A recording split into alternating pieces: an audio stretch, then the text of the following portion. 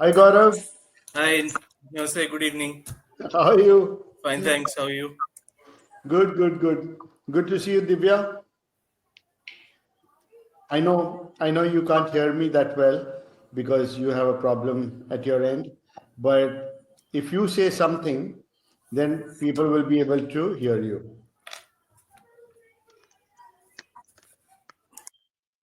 Gaurav, you need to continue to tell her to to watch the signals.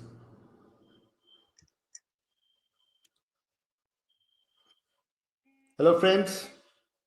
How are you? How are you, Hello, Kishan? hi everybody. So I'm Divya. I work as a naturalist in Montrose. So I live here in Coorg from past 1 year, and I'm very happy to have you all on this webinar.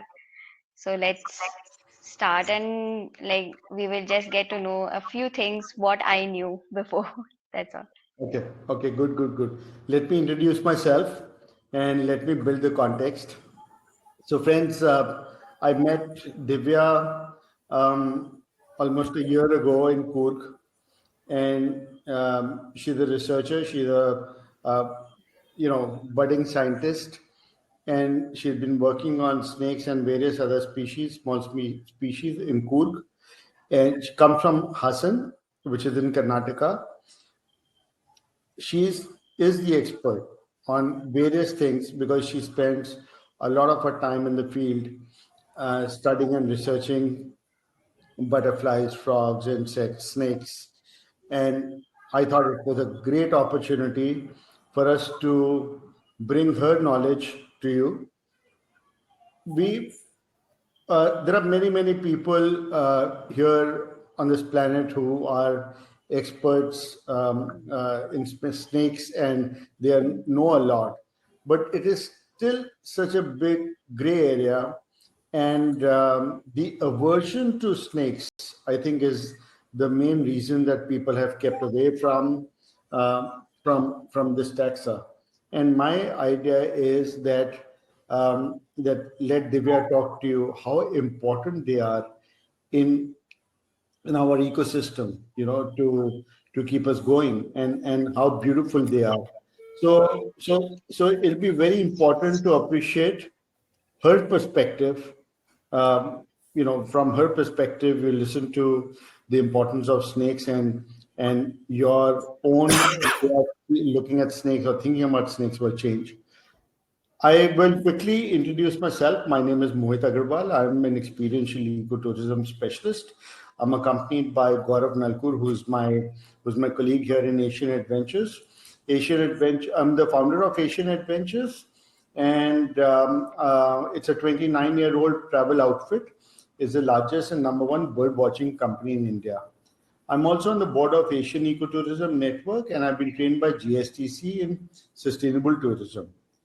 I'm the founder of Natinator, a digital marketing company that is working towards strengthening communication for ecotourism and conservation outfits.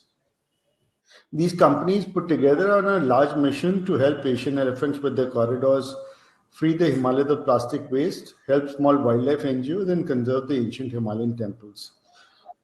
That was a bit about me, but I also want to tell you in the same breath that we started a new initiative called Earth Walks. And the reason for starting Earth Walks is to empower guides in remote areas who are supernaturalists and who are so well versed with various dimensions of natural history. It's just that they are not in the mainstream and they do not know how to market themselves or build their audience. So I'm helping them build their community. So wherever you are on this planet, eventually I want people to come up and say, "Hey, let's go out for 3 hours or 4 hours, and let's look at some species, and let's deepen our experience with Mother Nature." And that's the purpose of Earthwalks. So over to Divya now. Divya, you want me to start your slideshow? Okay, wonderful.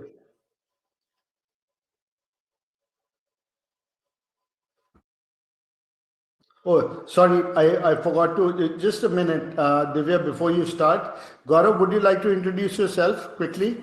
Yeah, sure. So, good evening, everyone. My name is Gaurav Nalkur.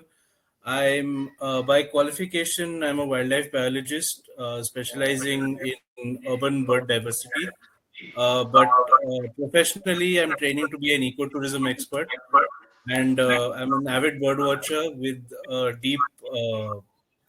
deep passion for using wildlife tourism as a tool to raise awareness towards wildlife conservation. And I'm lucky that I've been working with Asian Ventures and Mohit, especially both of whom share my passion. And I've got to meet some amazing people like Divya today, who will help us on this mission further. Thanks. Wonderful.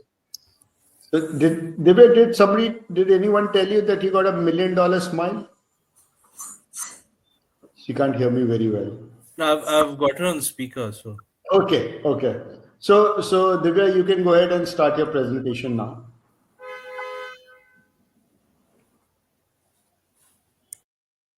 Oh, sorry. No problem. It's fine.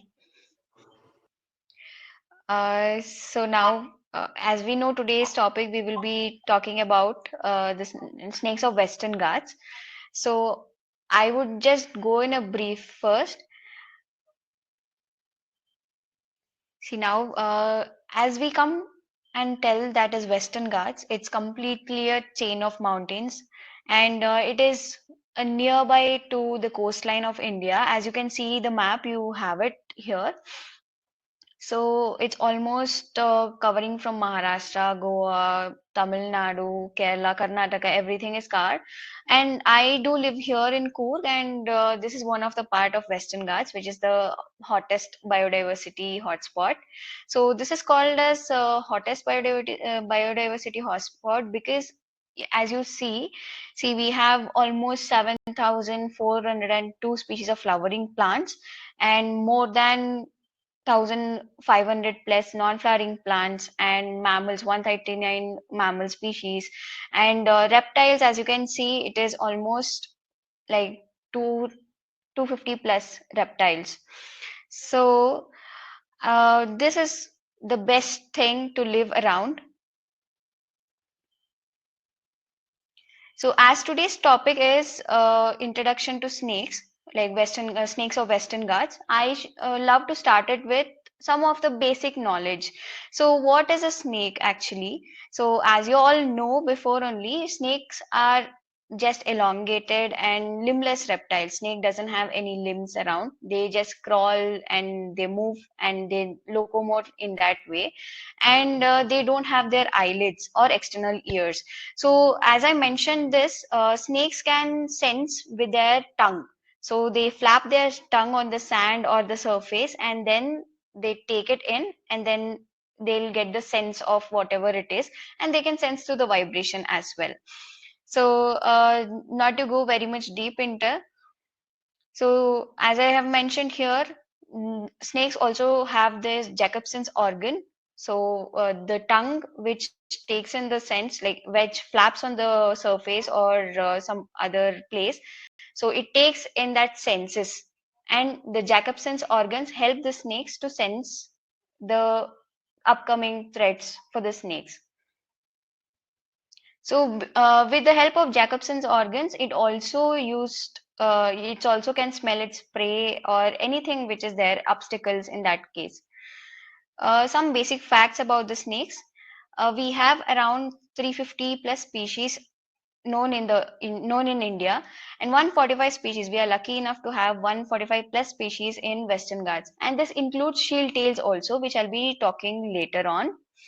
Uh, Around 50 are significantly venomous. Actually, I would like to explain about venom and poison. So when you take it as venom and poison, so venom is always when you inject and when you are getting affected by that. Poison is when you consume something or when you touch something and when you get harmed with that. That is a poison. So here you can see we have the big four. These are the big four because this entire snake bite in India, like almost all the snake bite in India is caused by these four snakes. So first one, you can see the diamond markings on the snakes. This is a Russell's viper. So Russell's viper, we get to see them near the human habitation, in the fields, and wherever there are more stocks of debris or waste in that areas, because they do get to feed on mice and reptiles. So they are found in and around the human habitations. So the second one is Naja Naja, that is a cobra. So these cobras are also mostly found in and around the human habitations only. So these two are very common. Where you can see the other one, this is a saw-scaled viper. So saw-scaled vipers are found in a very dry areas. These do feed on scorpions, and you can see how it is coiled up. So this plays, no, like this part, it moves its scales and then it makes the sound. So that is a sound which makes like it shows its presence. And D, it's a crate. So common crates are also very much active and very much fast moving snakes, and these are active during the night times, and most of the people who are dead when they are sleeping, it is caused by this snake only, because it doesn't even give the sense of biting, and people don't even know or feel it when it bites, because they'll be sleeping around, and when it moves, so it mostly happens in the village side, because people do sleep on the ground, and these snakes can enter easily inside their home in search of food, or shelter might be, because if it is more hot outside and all, humidity and all, at that time they do enter the house, and that might cause a human snake conflict. The other one is the king cobra. This is the longest venomous snake, and the biggest king cobra recorded till now is 18.4 feet. So it comes around like 5 meters. Sorry, this is my cat. Okay. So here you can see in Coorg, Agumbe, almost in Sakleshpur region, that belt, it is a coffee estate belt. So you generally get to see king cobras around. And this one, the photo here, this is a adult king cobra, and here you can see the juvenile one. So it has a larger difference in the marking. It is so beautiful to look at when it is very young. So coming on to the other snakes, here you can see the green one. It is a Malabar pit viper, and this one is a bamboo pit viper. The down one is a hump nose pit viper. So Malabar pit vipers are always, like most of the time we get to see them in the coffee estates, because every time it is moist, and you can like you can get to see them on the barks or on the coffee trees basking. So many of the coffee planters or the workers, they do get bitten by this one, but there is no death rates recorded. There are a few things where tissue damage or the organ damage are there. So this is also a venomous snake. Here, coming to the bamboo pit vipers are mostly seen almost in Bangalore sides, or other than that, these pit vipers are also venomous. Like you can call it mildly venomous, but I tell you have only venomous or non-venomous. So mildly venomous, if you tell that, then it can go up to which snakes have the venom, but that venom doesn't affect the human. So here you can see this is hump nose pit vipers. So studies were recording kidney failures. So other than, like as I told you, the big four, those big four didn't have this symptom in their like bitten times. So what happened? The rare condition which had the kidney failures and the people used to die. That was because of this hump-nosed pit viper. So these are found in Western Ghats, and these are very much well camouflaged under the dry leaves. So they are almost like they can grow up to 30 centimeters or less than that. So these are very much like hard to find when they are in the wild. So coming to the next one, this is called the banded kukri, and these are also mildly venomous, where they don't affect human. They can just kill their prey and have them. So these banded kukri is also very like you cannot tell them, it doesn't strike, or it is very fast moving, and it is calm snake. So here you can see the other one is the wolf snake. So you can see the head change. And in these wolf snakes are confused between the crate because of their markings. So here you can see the same marking. And the other one here is the trinket.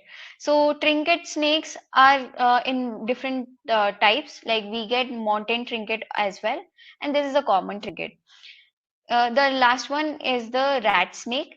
This rat snake, people have the misbelief that rat snakes are female of cobra, and because rat snakes and cobra, they might have seen the combat. So people do get confused between rat snake and the cobra, and because of that, many of them kill these rat snakes, which are harmless. And if you have a rat snake in and around your garden or nearby place, it is very much helpful because these do feed on other venomous snakes, and these can also feed on rodents and frogs. This actually helps as a pest control.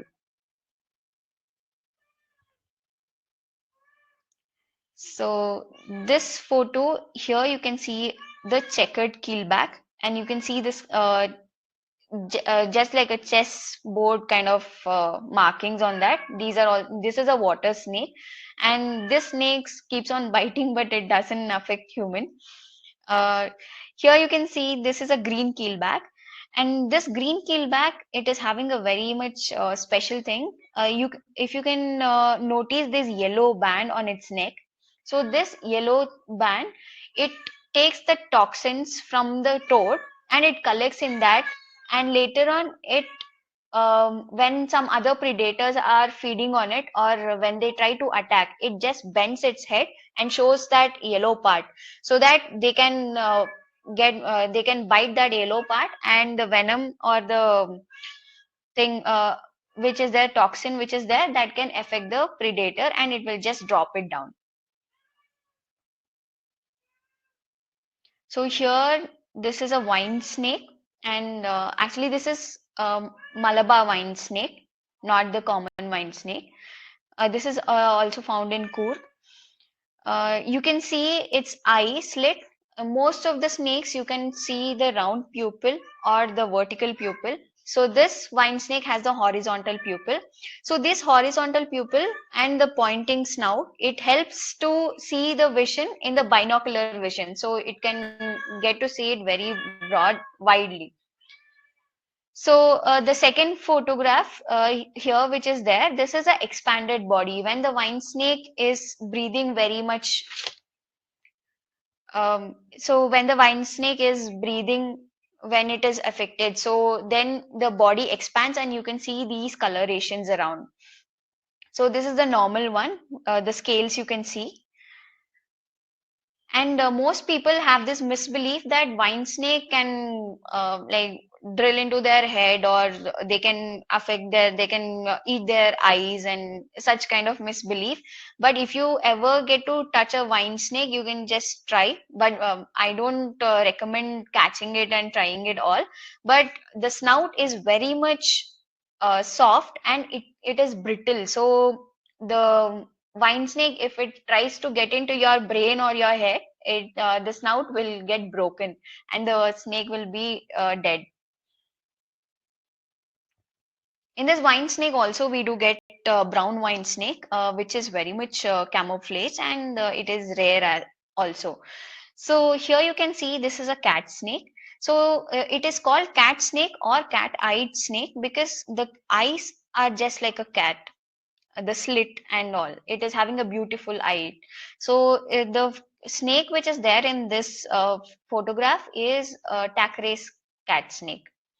And this one, you can see this is a bronzeback tree snake. So these bronzeback tree snakes also, they're arboreal. Like arboreal means they live on the trees. Like if they want to hunt or something, at that time only they come down to the land, or else they always stay on the trees, the resting and all. So here you can see this is a Bedouin keelback. This is also a non-venomous. So these Bedouin keelback are confused, and this is also called as Nilgiri keelback.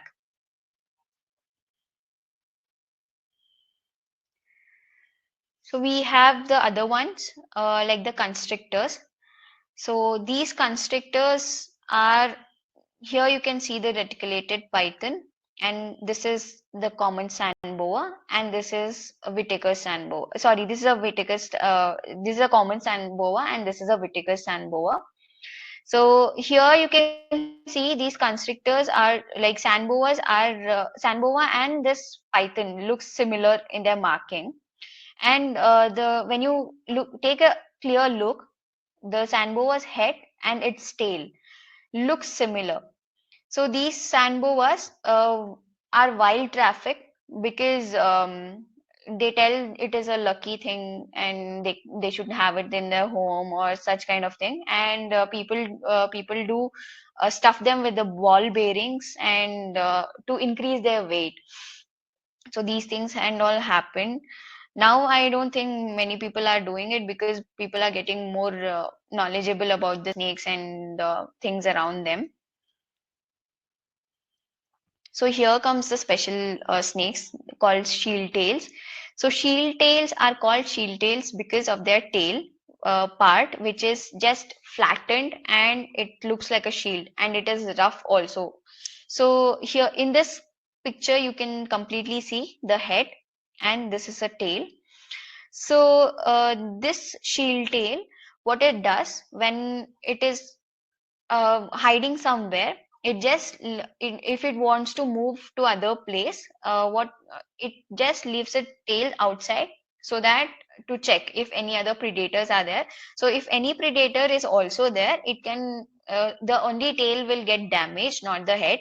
So this is one of the defensive mechanism what shield tail does, because shield tails are very much just like earthworms or the Sicilians. These are completely harmless.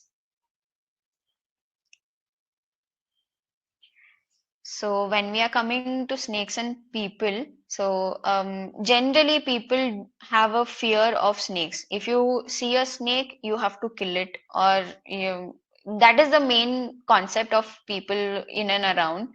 So snakes doesn't appear, or they don't.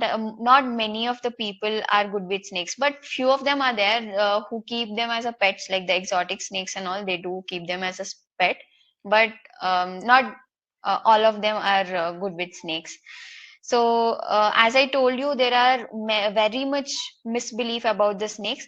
Firstly, when we saw the Russell's viper, so people do believe that Russell's viper, if they breathe or like if you touch it, the entire part would get rotten. But that is not a thing. The entire fact is, if you get bitten by Russell's viper and if you are not treated in time, only then you can get that part damaged or you can die. So there is nothing if you touch or if it's breathe. So most of the snakes are presumed as venomous, but it is not true. We have only few venomous snakes. So this is because like people don't have more knowledge about that, because very much less science is conducted about the snakes.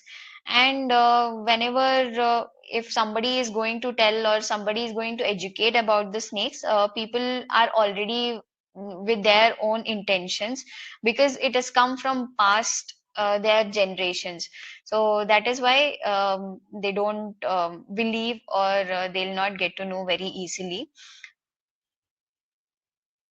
So there are threats for snakes as well, because people only think snakes are the threats for humans, but snakes also have their threats, where roadkills are happening a lot because of the tar road that has that heat. Snakes come out for the basking. If there is a place like Coorg or very much rainy areas, so from in that time, if there is a little bit sunlight also, snakes likes to bask because these are cold-blooded animals, so they cannot produce their own heat from their body, so they need the heat from the surrounding. So only then they can heat up their body and they can maintain the actual temperature. So at those times, or while crossing the roads also, there are many roadkills recorded. And there are a few birds which feed on snakes. Like this is a cattle egret, so which is feeding on buff striped keelback. But there are many other birds, just like hornbills. We have seen hornbills feeding on snakes also. So here you can see the king cobra, juvenile king cobra feeding on the rat snake. So snakes also feed on their own species, like not the exact species, but on the other species. So here you can see the bullfrog, which is feeding on Russell's viper. So these are all the threats which are there for snakes as well. So instead of killing them, if we can just take out the snake, and if we can move it out from the situation, that would be the best, because already they are being killed by so many other ways, and we are losing many beautiful snakes around. So, coming to this part, we have seen plenty of people who come around as a rescuers, but they will not be having a keen knowledge, or they will not be knowing what to do with the snakes which they rescue. So, what they do, they'll collect or rescue few of the snakes, keep them in one container or keep them in a same bag, and take them to the place which is almost far away and release it back to the forest. That is what they tell, but that is not the point which should happen. Basically what rescuers will do, like the professional rescuer who is also a conservationist, who those people, as we rescue, we will just release it inside 100 meters only, because if you relocate the snake, it might completely be a change for the snake, and there might be other snakes which can harm this one, and it might not get proper food. The changes in the temperature, climate, everything affects the snake, and it might die. There is no point you rescuing the snake and taking it far away and introducing into a new ecosystem. So that is not at all useful. And what happens is, see, if you have the snake inside your home, you can just move it like outside, and you can just leave it there. So snakes move on. And the other thing which you can do is keep your surroundings clean where there is no food for snakes. Um, few places are there where if you are clean also, the snake might enter. That might be because if there is very much hot climate conditions, so at that time, to get the shade, the snakes will be there. I suggest, if there is a snake in your garden, please don't kill it, or try to remove it, because snakes moves on their own. And to know more about the snakes, people, almost 60,000 plus people die each year because of no knowledge in the snakes. Few of them happens to be in the village side, because they'll be moving to their fields without wearing the proper shoes or without having the lights. So this what happens if you wear the gumboots and if you have the lights in the night times. Most of the snakes are active during the night times. So if you have these things, then you can avoid more of the snake bites. And see, one snake doesn't chase anybody, or snake doesn't have to bite you like it doesn't make a target on you, and it doesn't bite. And we humans are not at all the food for snake, so it is fine that we have to take some of the preventive measures instead of blaming the snakes. And as it is fields or wherever the it might be nearby the homes and all, while we are moving in and around, we have to make sure that there is sufficient light so that we can see the snake and we can avoid the conflicts. So people do get heart attacks when the snake bite happens because they do get panic. Most of the time, you might be get bitten by rat snake or very much non-venomous snakes only. But people do think that is a venomous snake bite, and later on, because of the panic, they die. And not everybody die because of the venom. So this is just a thing which I wanted to tell you all. So in case of snake bites, please don't follow all those movie sets and all where they tie a very tight rope or something, and they make an incision. They just like suck your blood. There's nothing which happens like that. So what like I can give you an example of mixing the ink and water and later suck out the ink. That is what it might happen. So avoid doing all those things. So when if you get bitten by snake by chance, so you make the patient stay there. Don't allow them to move around, and please don't panic and make the patient also panic. So if there is anything constricting, like you can just take out the bangles, rings, or you need not tie anything which is tight. So if you have got bitten on the legs should not be moved, or if you have got bitten on your hand, so that part should not be moved. If you have the hand, so you can just tie a sling around and keep it immobile like this, and later it will help because faster the movement of your hand, the blood circulation also increases. So because of the blood circulation, the venom also spreads around in your body very easily. So keeping it very immobile helps in slow blood circulation. And as I told you before only, you should not panic. So that's the main thing. And one other thing which you can do is you can note down the um, like what and all the symptoms are there. So as you get bitten, it is very much ideal to reach out the doctor. So you can just rush to the doctor, and before that, if you have to do some first aid, these are the first aid. There is nothing like you cannot. I don't suggest you to go to somebody else. Like many in tribes or in many other places, they do go for some basic people who heal snakes, snake bites. So these people, what they do is they might treat the symptoms, but they'll not be knowing if it is a venomous snake or non-venomous snake. So in this case, the person who has got bitten might lose their life. So it is better to reach out the nearby hospitals and later on take the treatment, and it will be very much ideal for the person. So as I told, the do's, the don'ts are also there, where you not have to try the rope or ligature, anything like that, and need not panic. And sucking the wound is just a foolishness. And washing the wound also can rub the surface and it can increase the circulation. So we avoid washing the wounds, and any medications doesn't work. So if any person has taken the alcohol or any other things and all, it might take some more time for the treatment. So avoid all those things, and not going to the alternate healers because it might be fatal. So this is about today's talk. If there is any questions or things, I can just take it up now.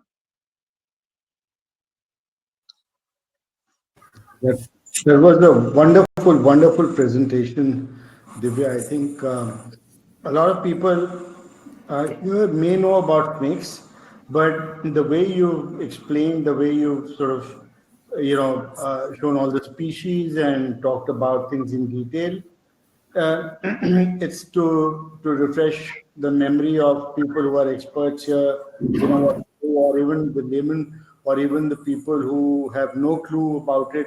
I think it was a wonderful, wonderful knowledge session. Very, very informative. Thank you, Vinayji, for pointing that out. And so, friends, if you have any questions for Divya, please type in, and she'll be able to answer those for you. And if you are in, yeah, so go ahead. Nishant has one question for you. Okay, actually, shield tails they don't regenerate their tail. If it is cut, then it will be the same. Vishal Agarwal has a question. Okay, Kushal Agarwal. Okay, so skin shedding, it depends on the species also. But when the snakes are juvenile or neonates, the newly born snakes, we call it as neonates. So these neonates shed skin very rapidly, and because they grow much. And once it is an adult, the skin shedding might takes place in a duration of 3 months or 4 months, depending on the size of the snakes. Okay. So there's a question by Niharika. Um, you know, can you go to Q&A section and check? There are two questions from Vasudeva Tilak and Niharika. If you can read those out. Shall I read them out?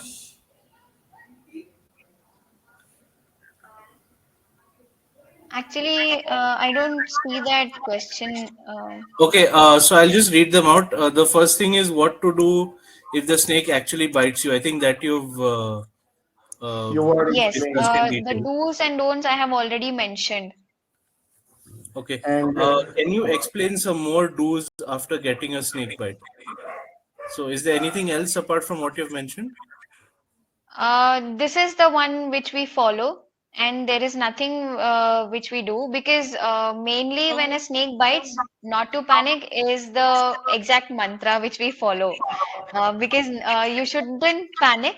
When you panic, the blood circulation increases and the venom can move fastly. It can get mixed into your bloodstream very much fast. So we that is one thing which we follow, and the other things and all which I have mentioned, that is there. Okay. And the third question is, in a city when you can't shift a snake within 100 meters, what is the solution?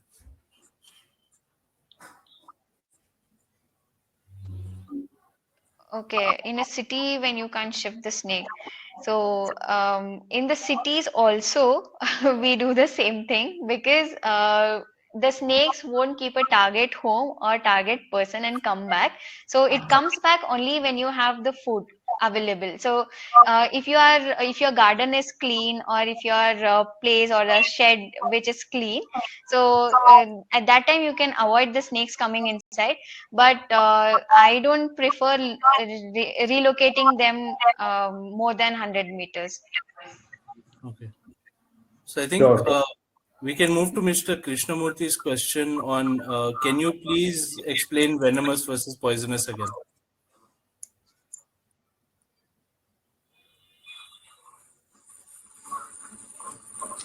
Um, Sorry, I'll just read that question again. Please tell us the clear-cut demarcation of venomous snakes and No, no, not, non-venomous snakes. no, not this one. No, there's Um, one below by Mr. Krishnamurthy. Please come again on venomous versus poisonous. You go down.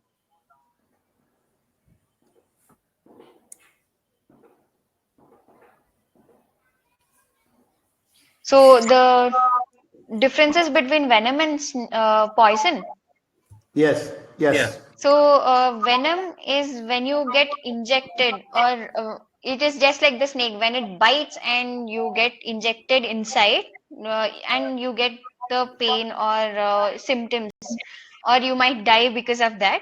The poison is when you consume it or when you touch it and you get affected by that. So that is the basic differences between venom and poison. So poison, venom is actually a protein. So if you don't have any cuts or ulcers in your stomach, you can just drink the venom and it acts as a protein. So you cannot drink poison like that. Okay, and the next question is, if food is available in abundance, do snakes have ample growth like other reptiles? This I don't think so. Okay. Because snakes do feed only when the digestion process is complete. So we have Malapa pit vipers around. I have seen one snake sitting in the same place for 1.5 months. So if it gets to feed on a proper thing, like just like a frog or lizard, which is enough, so it will not go and search again, and like it will not have the food again. So once it takes a lot of time to digest, and then it feeds on the other one. So abundance, I don't think snakes are so much like they'll not go and they'll not eat all of them. So next question is, can you please tell us the clear-cut demarcation between venomous and non-venomous snakes, like scales, L'Oreal pits, etc.? Um, so this one, I go with the identification. I don't go with the scales, fits and all, because if you are clean with the identifications, only then you can just get to know as you see the snake. But when you get the snakes in your home, you will not count the scales and you will Yeah. not get through the scientific methods and all. So the identification method is the best one to identify like, if it is a non-venomous or venomous. So I think, I mean, if you don't mind me interrupting, there was a forward a few years back on Facebook. I think it's still going around that, if a snake looks like this, that means it's venomous. If it looks like this, that means it's non-venomous. So it happens in some of the countries where they have very less snakes. So they tell that triangular head is a venomous snake, the round head is a non-venomous snakes and all, but it is dependent only, it is applicable for the country which has very less snakes. So other things, what happens in India, we have snakes, plenty of snakes, and we have such a good diversity. So we cannot depend on that ideology. Okay. So next question is, recently I've seen or felt there are more materials or research efforts coming on or about shield tails. Were they discovered or noticed recently only? So they were discovered earlier, but we are getting to see them now because there's a team of people who are working on shield tails. So I am one of them also. So what we do is now we are getting to know more about their habitat and ecology and all. So what we whenever we get to see the different shield tails, we do record all those informations which we need, and we compare with the last one which was discovered. So recently we are getting many shield tails as you have mentioned. So these shield tails were discovered in 80s or still back then, but they were not seen again. So only now we are getting to see because we are working on that. Wonderful, wonderful. So, any conservation programs at national level? Any snake conservation programs?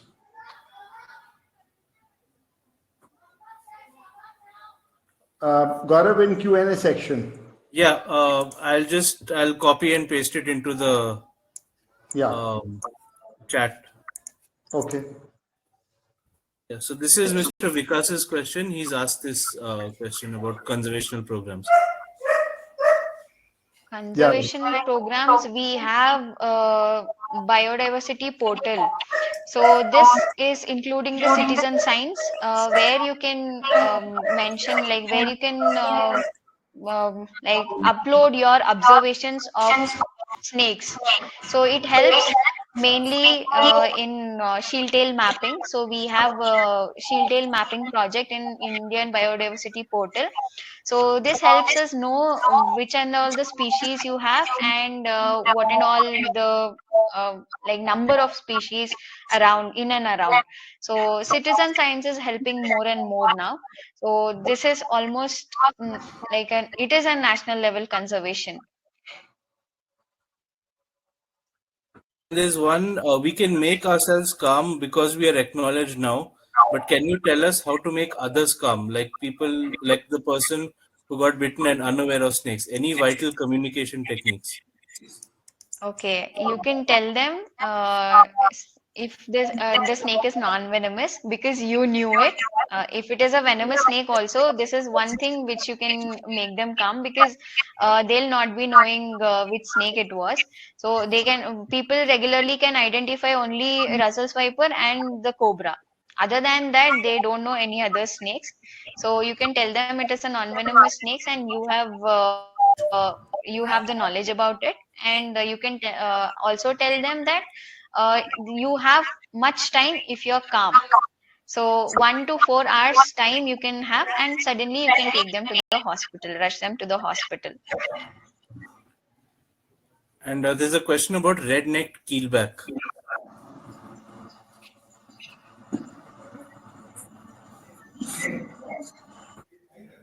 Redneck keelback. Yeah. So it's So a it is actually not poisonous and venomous. It takes the toxic things. The frogs, the toads, it has a parotid gland. So that gland stores the poison. So when some other snake bites that toad, from the parotid gland, the toxins come out, and snakes get that sense, and it will just leave that toad. So this thing is the toxins which are present in the toad that is collected in the neck of green keelback, and later on that is used for the defensive mechanism. So it is not poisonous and venomous. It is just having the neck which can store the toxin just to help it in the defensive mechanism. And that is not a venomous snake. It is non-venomous. This has been a wonderful, wonderful, wonderful session, Divya. You've done a great job, and you've answered people's questions, and you imparted information which is so important to save these snakes. And we've got lots of friends here who really appreciated your work. Thank you, Shruti, for being here today. And thank you for Durgeshi, Vishal, Gaurav, Siddharth. Everyone who's been here has been awed with your presentation. And now, next time, please take them out for an earth walk in Coorg. So, friends, will share her number with you, and next time when you're in Coorg, you contact Divya, and she'd be very very happy to show you around. She'll take you out for butterflies and snakes and night walks and everything that she will have up her alley. So it'll be wonderful, and all those people who want to get connected with her, I will. Gaurav, can you type her number as well? Yeah, I'll share her number. You share her number and her email ID. It's Ratna Divya 08 at gmail.com. Is that right? Is that right? Yeah. Yes, that's right. Okay. Good. Thank you, friends. Thank you for being here. Thank you for inspiring, for this inspiring talk. And thank you for encouraging Divya to go online and being here for her. She's a budding naturalist, she's a budding scientist, and we need more people like her to come into conservation to save these species from extinction. And we'll see you very soon because we're coming up with more webinars next week. The next webinar will be on photography tips and highlights of Ladakh. So people who are interested in Ladakh and the region, it's not just wildlife, but it's also to do with landscape, geography, people, everything around Ladakh, in Ladakh, and you'd be amazed to see some of those beautiful pictures by Khushbu Jain, who's based out of Bangalore, and next week she'll be doing a webinar with us. So thank you, Divya. Thank you, Gaurav. Have a Thank you. great day. Thank you, friends. Bye Thank bye. you so much. And Thank you. thanks everybody for joining us. Lovely.